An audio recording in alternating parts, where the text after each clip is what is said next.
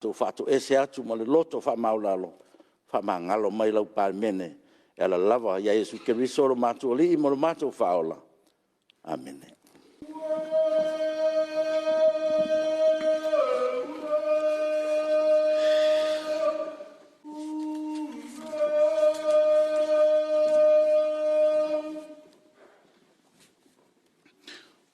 O te fasisilatu am tari nei tau manga al fono au fai tulafono.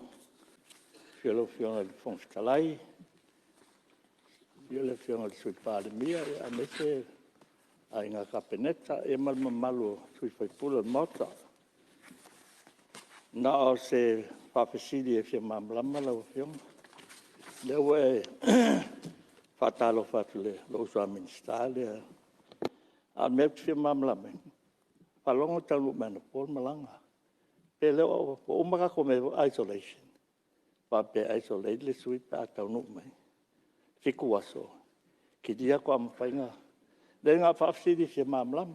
Ki o ka ko pisi se mai so mode. Pe nga minska. Ala fai mai fui fa un lele. Pa bele o Samoa. E mai fui le wa. Ma fe lo ai malulu limo mai. Ni sta sa fai mlanga tu fafo. Salo fa fafsidi le fionga le. Fai pule tau o tele. Mai salo wa o leva o na whaalau loa tūlanga pe o na iai le tātou fufuanga mo tangata whaimalanga mai.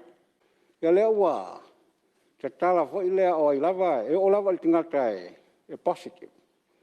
E taunu mai e whapenase. Ia o tala lava i tua. I tūlanga pe o na iai le tātou ai inga.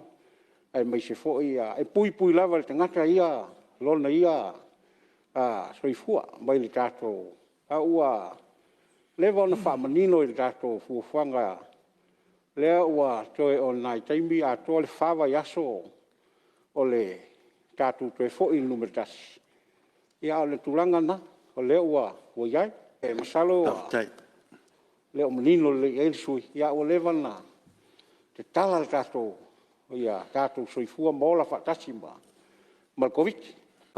Nei whaftai whamanga le whionga minsta.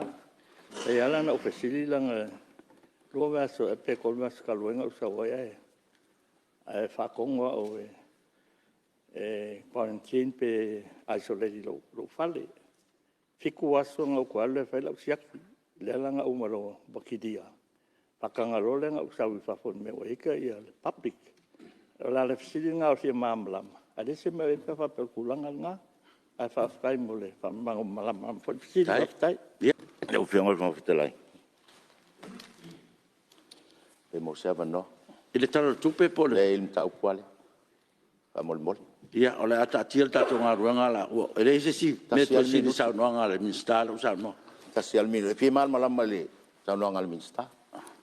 Ya, la o tele fai no tu inatu se avanoa fa piola as fa o tatu nga a mol mol e mal malamain fa upu nei on ngai loa le Samoa mal mauta nei la ma o leo te loa ia malie se ia malie sui mama ia malie sui mama do lewa tanu atu no fo e pui fo fa fo me le tunu ia man tatu nga lo lo tatia mai le to fa sidia fo sa no le sa no minsta ia tu langa na le we ia tatu te mi nei ma fuanga na la ufionga ya o fo stasio sui tua io o le mena le tatalo tuai ya ai mana sino me nu te lava langa o le o te loa ele o tutusa le mele sa no mal minsta ma le mela fatino e desse tato fainga fisilingia fo tu langa na la ufionga sui ma o lewa e mana tu no fo te tai e tato ta o se tu langa ai o to long sa ia mai le upon fo tato o tu langa mamalu tato parmene o le ava no le stasio sui ia wal tatu tala tupi. Paftai lau fianga al Fonstalai, maua se amano nei sunga fono. Ia wa foi le lau liwina o le ta upu tau tala tupi wan ma mene o mauta o pan mene nei tai au. Ia maua ilumo le tua lo na vi inga ma non whane tanga. Le foi wa motu langil tato whasangi, tato ta pausili langi.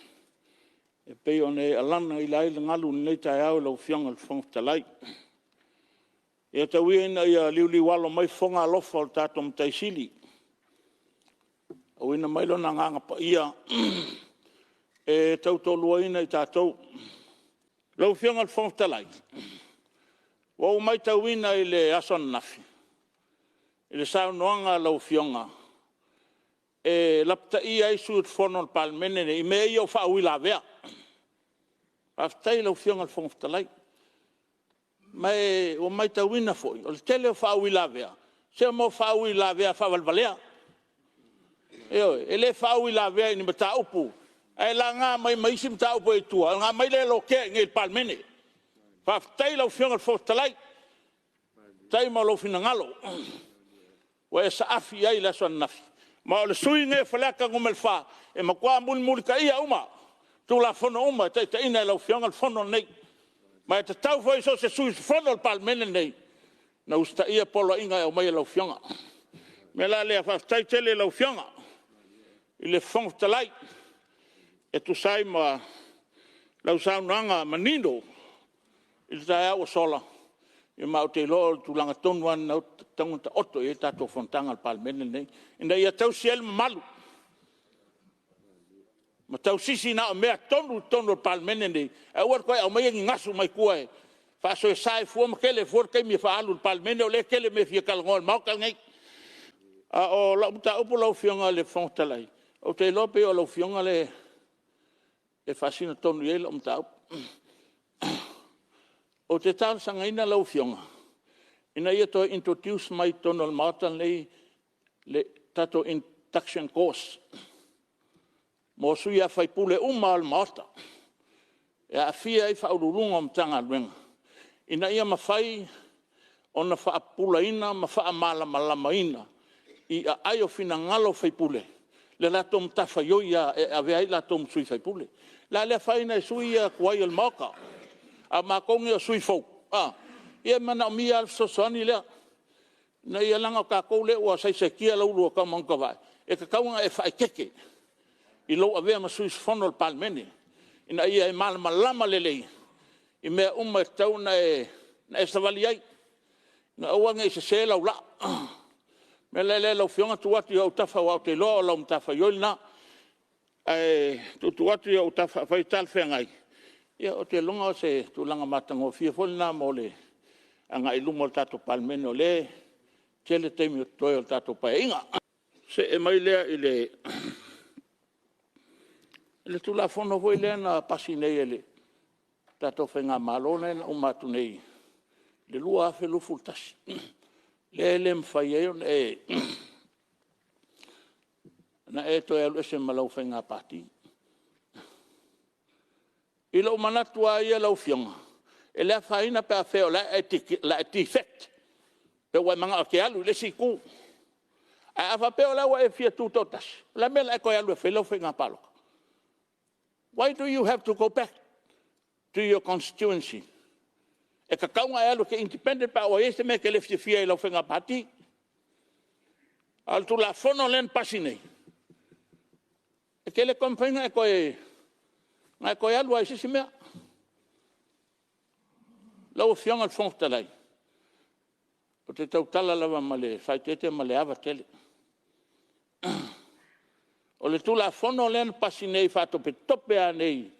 Ina o lea umal paia inga lea. Ina ua o ese le fionga ia whamuina Wayne Fong ma mai le japi. Len whai le tula fono le pasi ngai a. O lea umal paia inga len tene. This is an discrimination moved by the former government. Kaunga ese kula fongo lea. Na mea la fianga foi lau Paki pa wai loa e ke vea kwa le okil mea e ngofoia. No can, like the Americans say. Lau fianga fongo talai o manatua na sui fai pule e faleaka e le faia. Tu atu pe taftafa al malo. Wale fato fala inga lewa o tulafono te unga whenga palota lewa alu te mine le awala toi se fautuanga il tato malo ia ono se e mai lea I tūlanga o le whaamautuina o le komiti o lo tumalo. Nai whafonta poe me lo tumalo. Whaftai lo fionga i le Minister o tinam te maita. Lo fionga leota. Whaftai lo fionga te tulafono. Auli. Nto e whai al fono al mato tumalo le asos futas. Nal taum whai fo i al whawhitau.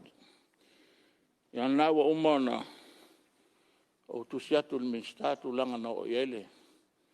Tau nuunga al fontanga lo tumalo.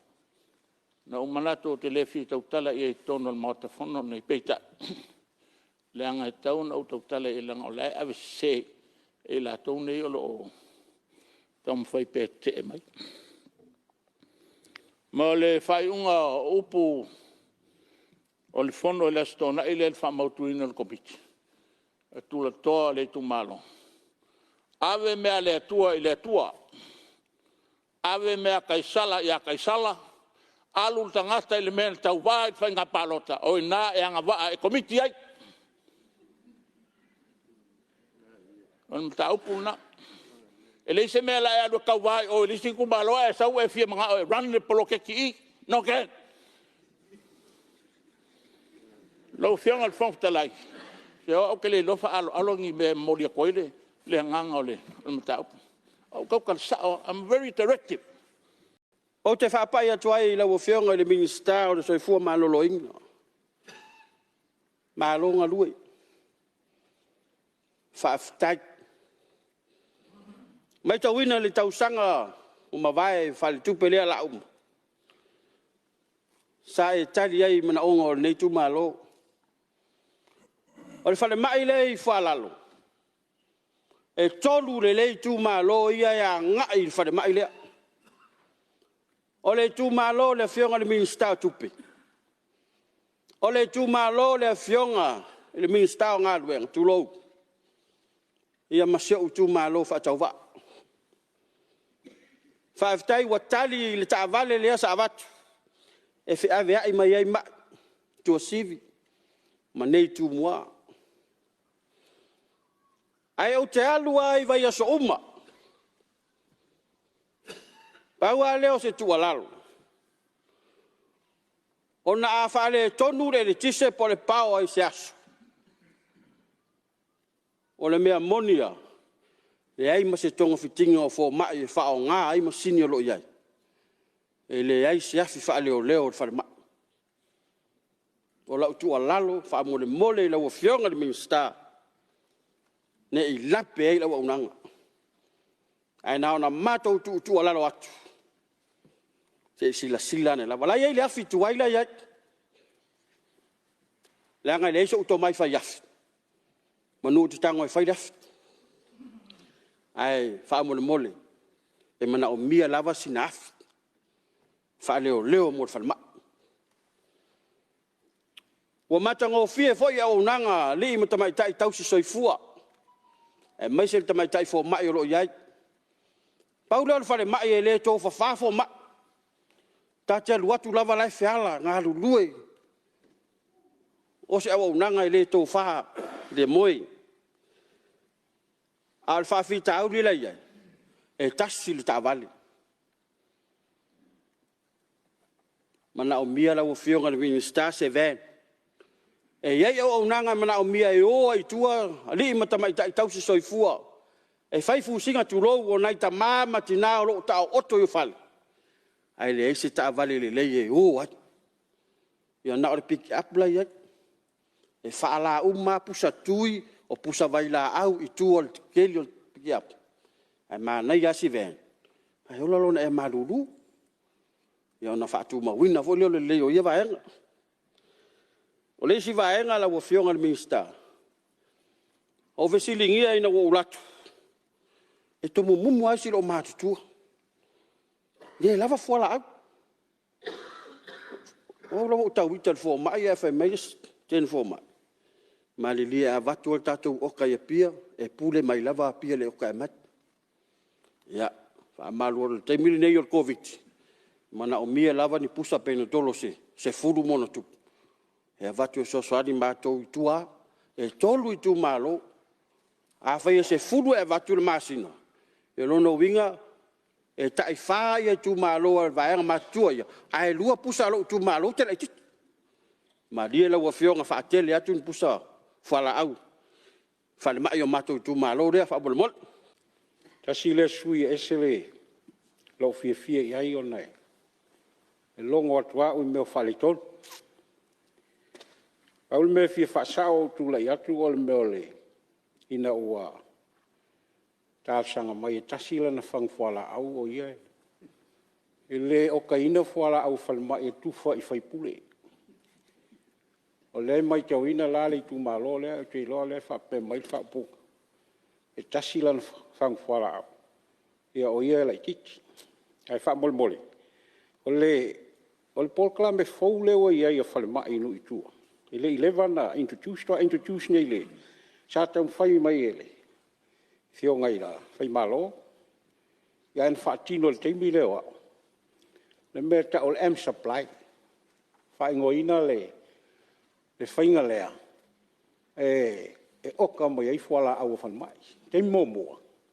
Sa oka mai lava na o tua sivi. O na watu lea tu whatuwhai whale mai inu i tua. Pei ta ila o maua. Leulua i ase singa sa ase sia tuai. Ia e tele a whala au tua sivi. Ai sioki atu. Lea laua. O iai le. E mea fua lana sioki whala au whale mai. O le matahala o le teine fo mai laiva aia ma. La tau o lo vai. O le mena i fia whamanino. O le M-Supply. E oka sao mai al whale mai. Lana oka i le warehouse tato. O ina laia lua tuaile. Le supply. A whaila te ua mai tau le. E le sui pe tasi sana o atu au sioki se mea. Ia o te tonu. Lei o loo maltua ngā lulu e le teimina. E mai se hao le.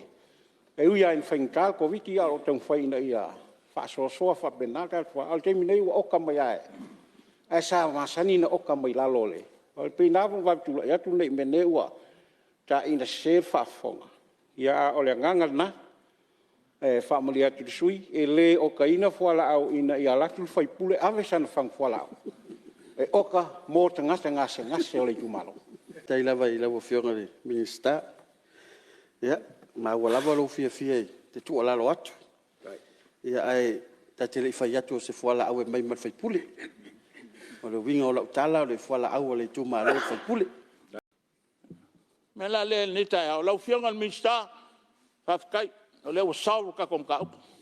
Wa a umangele le kemila kala kupe ale mo mai le lusa la wa fele con makoka ya que le lopo ila ko ya kal wel fa val valer mel e tu lai mai lo fionga mista wa mo wala va no malo e na me fi fa ya fa ftai le tuale le foi ta fo tato au fanga poto fo il tato fonusu e le sia nga fa la velave sa no nga sui malu fionga fo ngom tu ya fa la tala ngalele o fio maile na fionga le minsta ia matou sa matou feloi ma ftelenga ia ale ona o le fafitau li lea faftai tele i lo taliaina o le tualalo atu ale e leise si me fo iai le mele tupu na e tote si le fia le tele o le tatou finaunga le fai au mai avatu o fai pule o le naitu e langolango o fai pule fo i ele o langolango o le ploketi o le ala lava leo le mau i umai o le fionga e le minista.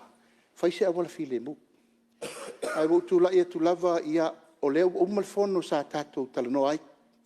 Ia fale la i o tatou upu. Ai watu foi lau tu alalo ale. Ia wha ma ia sau lang le ta po i le tu le no.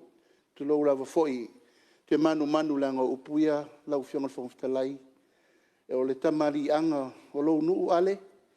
Ina nei mai tau mai wa vea se tangata sto tasi o lo fai e fa mam lamang ia ma me la foto i nei fa pe o se nu o fa pe o lo fai ta maiti o la ule tu lalo o e tu ia ile nu mali tu malo ale o le ngoa matua a fai salauta ia tonu tai o lo mta upu le wal minsta ai fa ftai tele lo talia lo ia o le poloketi o lesa ta un fai atu e manu ia lo tu malo o la tu lalo na le ngang fa lo ya faftai lo fionga minsta ya le fa wa sa no nga su malo a faftai No fionga le ya le me fona Nofo ia Nofo ia fo na watu pese fautuanga ia sa no nga le sui malu ia e manatu fo I puipuinga o le malu tatu fio anga me se fo show tu malo me le manatu ai ia o le sa no nga le o sai no lo feita mai e o ia manatu o tau fa tati SM tatu fa maunga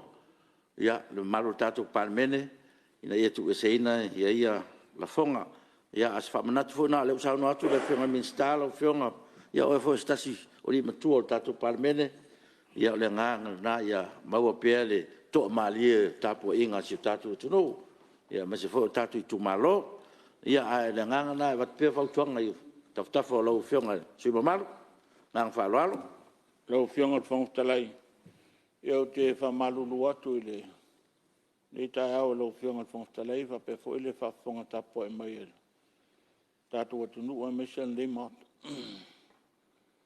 se o